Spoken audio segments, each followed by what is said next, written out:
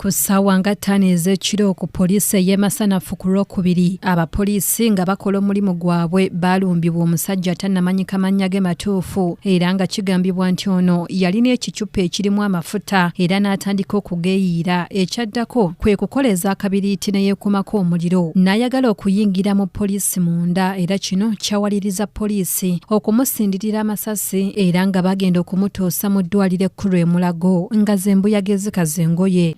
Poliisi yasobodde okujja nga ali wansi nesobola okumuzikizaako omuliro gwali gumukutte nga kwotadde n'okuzikiza ogwo gwabadde okumpi yabadde amaze okkuma. Yatwaliddwa mu ddwaliro Emulago naye abasawo bamaze ne batutegeeza nti yamaze n'afa olw'ebisago byabadde afunye ku ssasi lyamukubiddwa.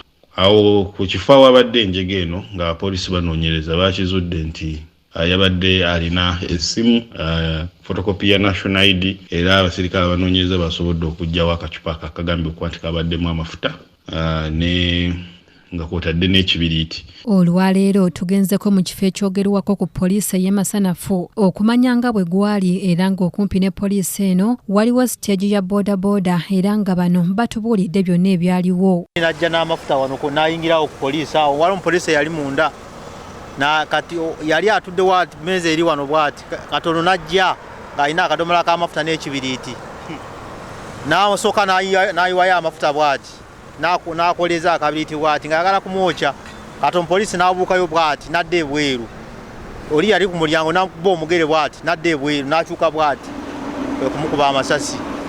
Ku nsonga eno tugezezzaako okwagala okumanya oba omusajja ono amanyikiddwa mu kitundu kino era nga ssentebe w'ekitundu kino Mwesige Henry ne banne batubuulidde ng'ono bwe batamumanyiiko ku kyalo kyabwe. Wabimanya era omutuuze oyo mumanyi? Naategeera yali mutuuze wa wano oba waawa kuba saawera nga bakyogera nti yali mutuuze wa muno. Ekitegeeza yava Samuel n'ajja n'ayagala akola ekintu ekyo. Mu kwogerako n'amyuka omwogezi wa poliisi mu Kampala Luke Oyesijire agambye nti tebannafunayo yadde n'omuntu yenna avaayo okugamba nti yabuliddwako omuntu we era omulambo gw'ono gukyali mu ddwaliro Emulago. Okunoonyereza ku nsonga y'omwami yafa ng'agezaako okukola obulumbaganyi ku poliisi nga yeeyokeza amafuta n'okwokya kukyagenda mu maaso tetunnamanya by'amaanyi bimukwatako ebinaaba bimanyise tujja bba tubategeeza nga bw'eri enkola getulina tegannakakasibwa nti gage so tetujja gakozesa nnyo nga wabuddeyo omuntu amumanyi. Munnayuganda essasi n'amutta yakoze mu luzungu kye bayita jury yamusalidde omusango judge and executioner oyo yamusaze bulago ng'ensi ekola ki okuwoomyawoomyako naye obutuufu bw'ensonga eyo yabadde outright execution on murder. Tewali kigambo kisingako ekyo kyoyinza kuwa. Amateeka bwe gakola ki kuba amateeka bwe gaba tegasobola protectinga bulamu bwa muntu then gali useless. Abalwanirizi b'eddembe ly'obuntu okuli Dr. Livingstone Sewanyana ne Alex Luswa bagambye nti poliisi yandibadde tetta muntu ono kubanga yandibayambyeko mu kunoonyereza. Omuntu oyo bamukwata bukwasi ne bamuteeka mu kaguli ne bamugulako omusango okwagala okwetta naye ekyokumukuba amasasi kiba tekikola kubanga talina mundu nti yabadde alina emundu alina gwagenda okukuba ye kennyini yabadde ayagala kwejjawo kati omusango weguli okubeera nti oyagala okwetta n'olwekyo bandibadde bamukwata ne bamuteeka mu kaguli ne bamugulako omusango ogw'okwagala okwetta.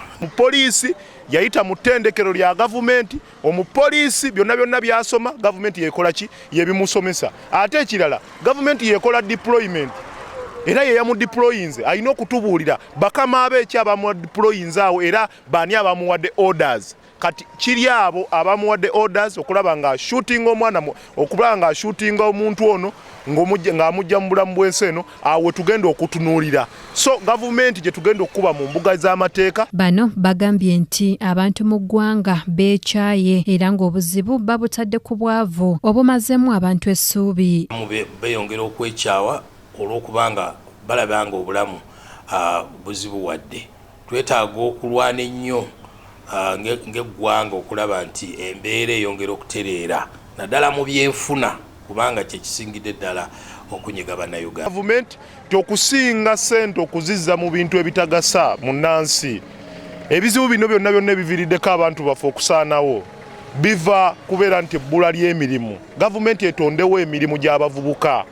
Mpulidde ssente z'emyoga zijja naye kriteria kimwe bagenda okuziyisa omuvubuka ono omuntu wa wansi okutuukako ssente ezo zimutuukeko.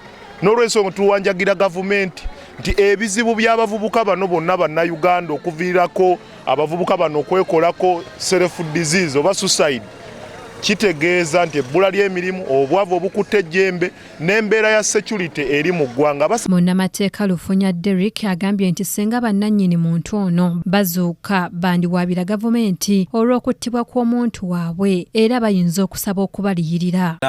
Aviriddwako omuntu okugenda okuwawaabira ssaabawolereza waaki kuba emmundu ya gavumenti yaaki ya Uganda, wa poliisi yabadde ali mu yunifoomu yaaki ya Uganda, yakoze ebyo ku lwaki ku lwa gavumenti era agenda kusanga defense watone jeno ng'agamba yakikoze nga muntu siffe nedda be baamukwasa ki emmundu ye yayiteeka balye abadde ku police station ate muddo muna Uganda obubutemu. Kino kijjidde mu kiseera nga poliisi ezitali zimu mu ggwanga zizze zikolebwako obulumbaganyi era nga mu mbeera eno abakuumaddembe abamu baluguzeemu obulamu era nga ne poliisi egamba nti n'ono eyattiddwa yandibanga y'omu ku abo ababadde nga bakola obulumbaganyi buno. Omulangira Junju Moses yakusakidde eggulire lino ku lwa KTV Amalindirire.